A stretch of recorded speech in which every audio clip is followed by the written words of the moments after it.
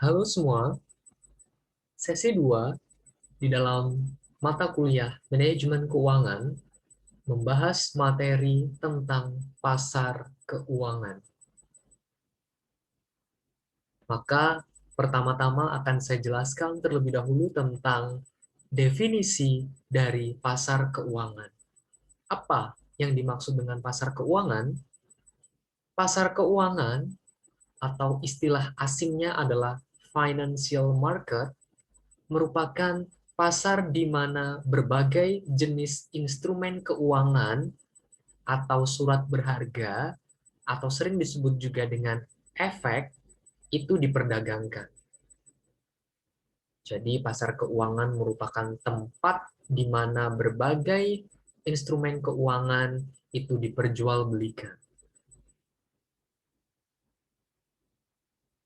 Kemudian apa peran pasar keuangan dan tingkat bunga dalam manajemen keuangan?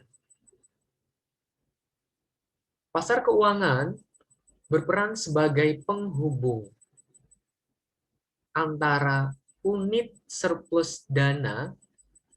Unit surplus dana ini adalah mereka-mereka yang pendapatannya lebih besar daripada belanja atau pengeluarannya. Dan unit defisit dana ini adalah mereka-mereka yang pendapatannya lebih kecil daripada belanja atau pengeluarannya. Ya, jadi jelas bahwa pasar keuangan itu menghubungkan antara dua pihak ini ya, antara yang surplus dan defisit.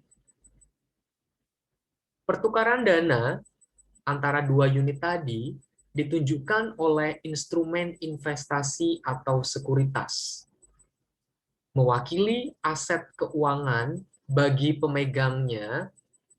Ya, jadi yang pemegang dari aset keuangan itu punya hak atas aset-aset di mana penerbit aset keuangan itu mengeluarkan surat berharganya dan akan menjadi kewajiban keuangan bagi penerbit.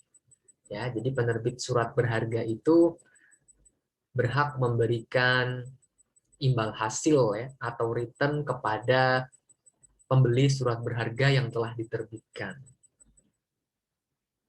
Lalu peran tingkat bunga di dalam manajemen keuangan ini sangat dominan. Ya, di dalam manajemen keuangan perusahaan, tingkat bunga itu perlu diperhatikan oleh manajer keuangan. Kenapa? Karena bunga itu bisa berfluktuasi setiap saat ya, tergantung stabilitas perekonomian di suatu negara. Dampaknya apa? Manajer keuangan harus jeli, ya, harus berhati-hati, harus selalu memonitor tingkat suku bunga di dalam apa? Di dalam melakukan atau memasuki pasar keuangan. Ya, karena pasar keuangan ini memiliki berbagai instrumen keuangan atau surat berharga yang ditawarkan. Manajer keuangan perlu sensitif, perlu mempertimbangkan bagaimana pergerakan tingkat bunga terhadap masing-masing aset yang ditawarkan dalam pasar keuangan. Berbicara tentang pasar keuangan sendiri dibagi menjadi dua kelompok, yaitu pasar uang dan pasar modal. Apa yang dimaksud dengan pasar uang?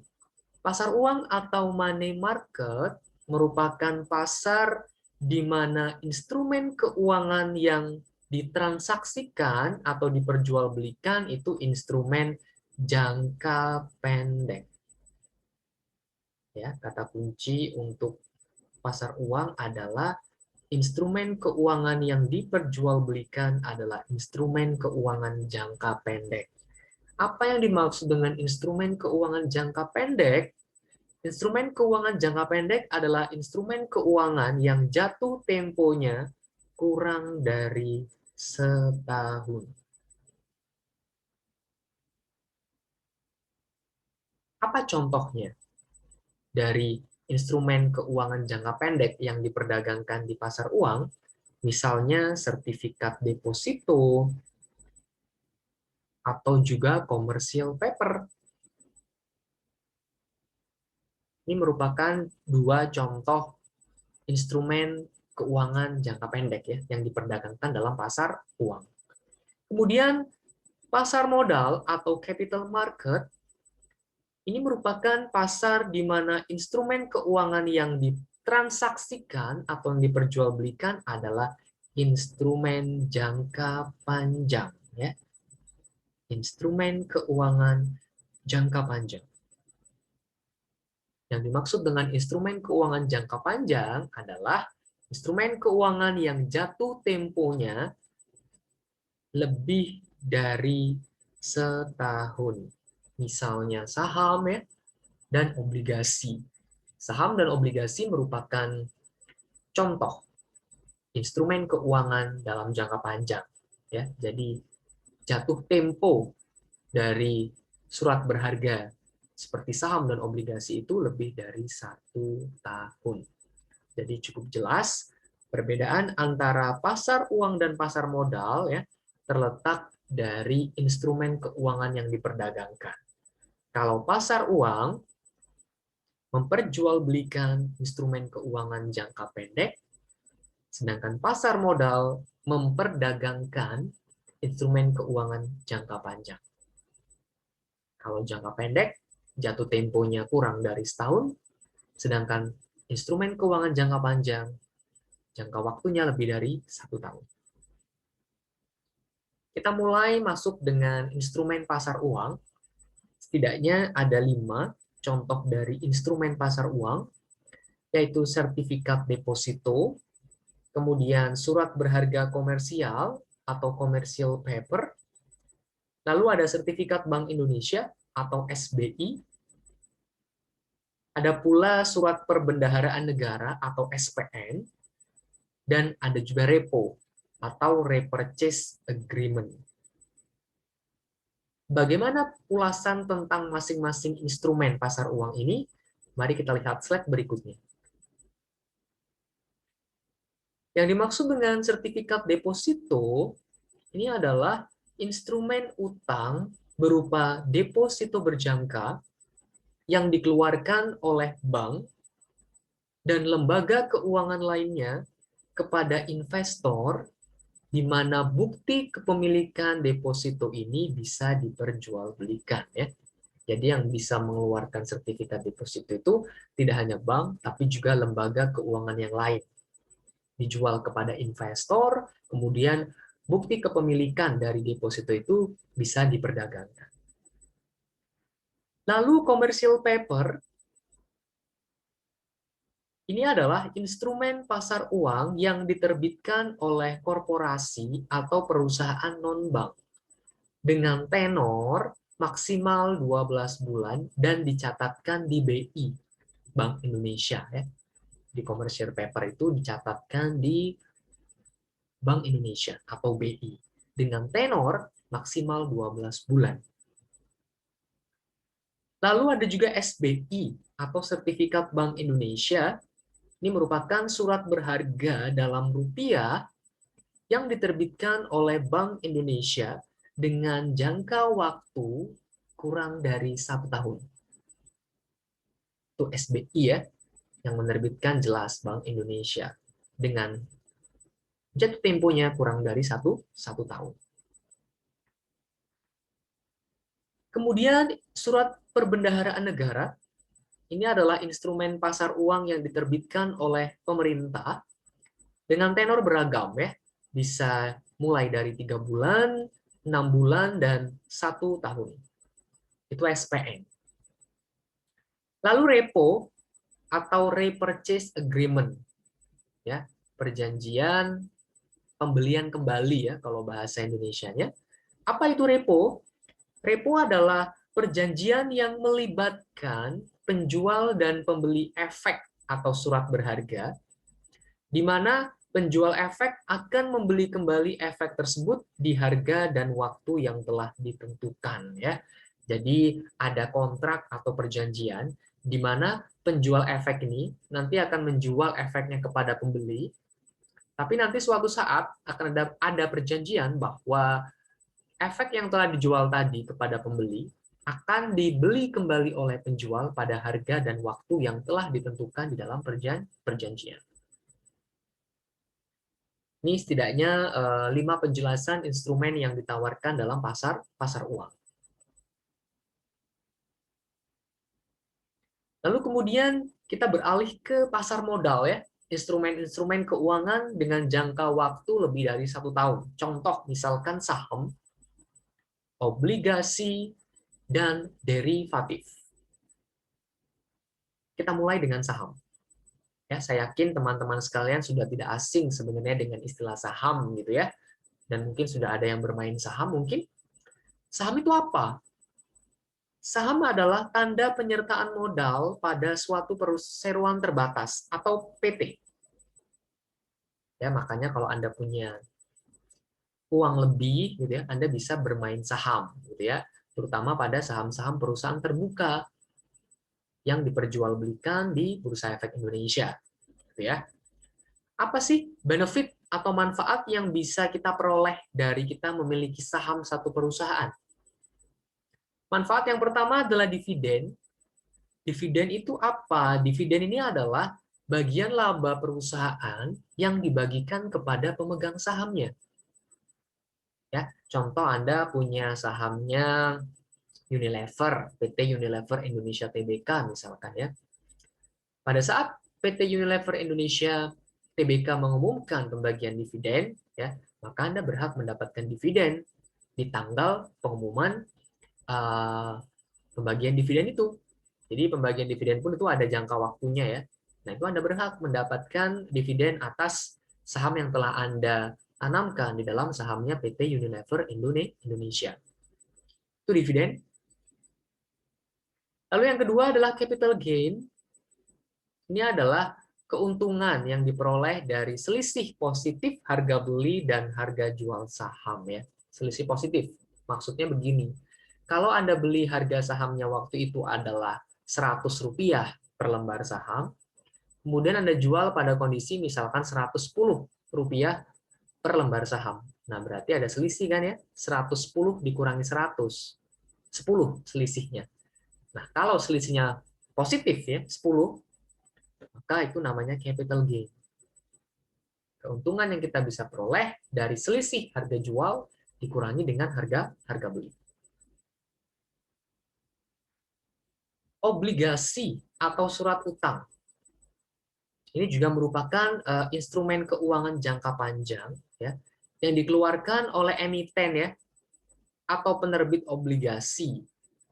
Nah, jadi penerbit obligasi itu menawarkan atau menerbitkan obligasi ini, dijualnya kepada siapa? Dijualnya kepada pemegang obligasi. Nah, terus kewajiban dari penerbit obligasi apa, Pak? Nah, kewajiban dari penerbit obligasi adalah membayarkan bunga pada periode tertentu dan melunasi pokok pada saat jatuh tempo kepada pemegang obligasi. Ya, jadi pemegang obligasi itu bisa dapat bunga dari obligasi yang dibeli. Ya, nanti di akhir jatuh tempo, pokok dari obligasi itu juga harus dilunasi oleh penerbit kepada pemegang obligasi. Sehingga jelas bahwa apa manfaat yang bisa diperoleh dari pemilikan obligasi ya adalah kupon. Kupon itu bunga ya. Di bunga dari obligasi. Secara rutin nanti pemegang obligasi akan berhak mendapatkan bunga atau kupon ya di dalam setiap periodenya. Itu yang pertama. Keuntungannya adalah kupon atau bunga. Kemudian yang kedua adalah capital gain. Sama seperti saham, ya, selisih harga jual dengan harga beli, selisih positif ya tentunya, itu namanya capital gain. Obligasi pun kita bisa memanfaatkan atau mendapat manfaat dari selisih harga jual dikurangi dengan harga beli. Namanya capital gain. Kemudian derivatif Apa yang dimaksud dengan derivatif? Merupakan salah satu instrumen keuangan di dalam pasar modal ya. Derivatif itu adalah aset keuangan atau aset finansial yang diturunkan dari aset induknya atau aset acuannya. Biasanya kalau di lapangan disebut dengan underlying asset ya, atau aset turunan biasanya derivatif ini istilahnya ya. Contoh saham dan obligasi ya. Jadi yang bisa dijadikan sebagai aset acuan atau aset induk adalah saham dan obligasi. Derivatif sendiri ada dua jenis yang penting ya. Yang pertama adalah kontrak berjangka atau future contract. Kemudian yang kedua ada kontrak opsi atau option contract. Kita mulai dengan yang pertama ya, kontrak berjangka atau future contract. Kontrak berjangka ini merupakan suatu perjanjian yang dibuat hari ini yang mengharuskan adanya transaksi di masa mendatang. Jenisnya ada dua ya dari kontrak berjangka ini. Ada yang namanya kontrak berjangka komoditas ya. Artinya di kontrak berjangka komoditas ini underlying asetnya adalah aset real seperti barang-barang pertanian dan sumber daya alam. Itu kontrak berjangka komoditas ya. Underlying asetnya berupa aset real. Lalu kontrak berjangka finansial menggunakan underlying aset berupa efek ya. Seperti saham atau indeks saham ya. Indeks saham yang bisa dipakai yang misalkan indeks saham LQ45 misalkan ya. LQ45 itu indeks saham dari 45 saham yang liquid di Bursa Efek Indonesia ya. ILQ45. Indeks liquid 45. Jadi ada 45 saham yang liquid di Bursa Efek, kita cari indeksnya. Itu namanya ILQ45. Ini bisa menjadi kontrak berjangka finansial. Underlying asetnya ya, bisa indeks saham atau saham itu sendiri. Lalu kontrak opsi, ya derivatif yang kedua, kontrak opsi. Apa ini kontrak opsi? Kontrak opsi adalah suatu perjanjian yang memberi pemiliknya hak. Ya, jadi yang punya kontrak opsi itu punya hak. Untuk apa? Untuk membeli atau menjual suatu aset tertentu. Tergantung pada jenis opsinya ya. Pada harga tertentu, di waktu tertentu pula. Opsi dibagi dua, call option dan put option. Nah, pemilik call option itu punya hak untuk membeli underlying aset pada harga tetap selama waktu tertentu. Lalu kalau put option, pemilik put option itu mempunyai hak untuk menjual underlying aset pada harga tetap selama waktu tertentu. Ya, jadi kalau call option memberikan hak kepada pemilik untuk membeli underlying aset, sedangkan put option itu memberikan hak kepada pemiliknya untuk menjual underlying aset pada harga tetap selama waktu tertentu. Tampak jelas ya perbedaan call option dengan put option. Call membeli, put menjual. Berikutnya reksadana. Nah, reksadana ini merupakan salah satu alternatif investasi bagi masyarakat pemodal ya. Jadi bagi masyarakat yang punya kelebihan dana, salah satu alternatif investasinya adalah reksadana.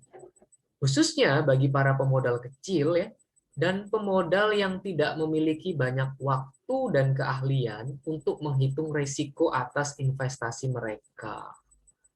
Nah, jadi para pemodal kecil dan juga pemodal yang tidak punya banyak waktu untuk menghitung risiko atas investasi mereka, alternatif investasi yang bisa dipilih adalah reksadana.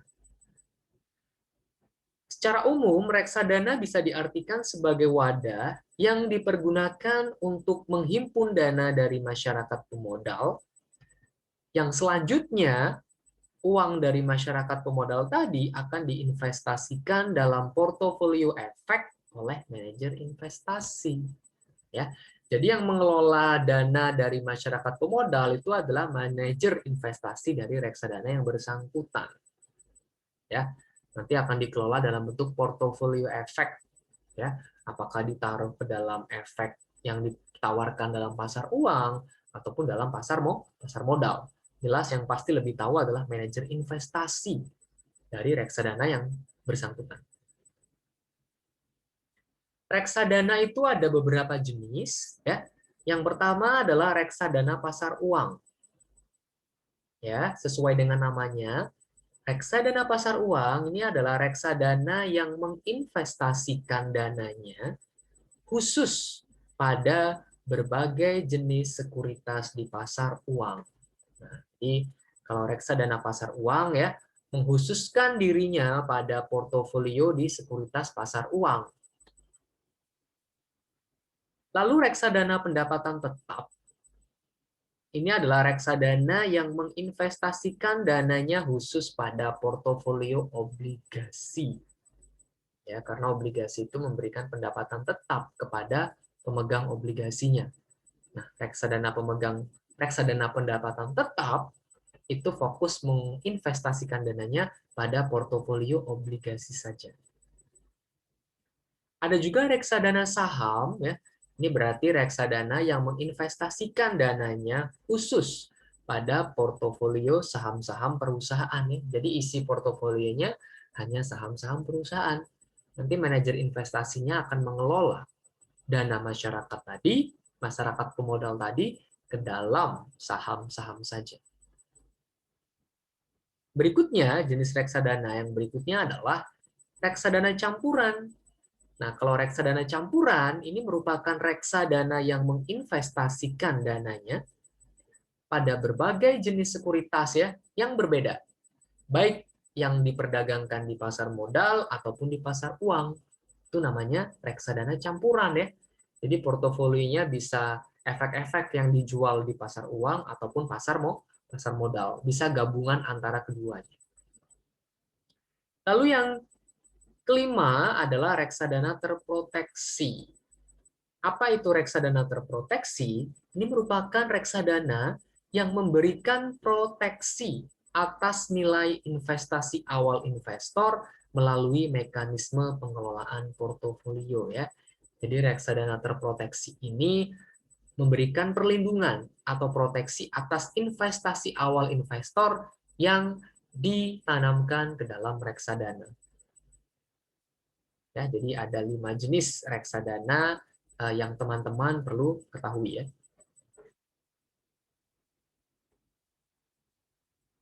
Demikian penjelasan tentang materi sesi kedua tentang pasar keuangan. Semoga materi ini bisa bermanfaat untuk kita semua dan bisa teman-teman pahami dengan baik. Terima kasih.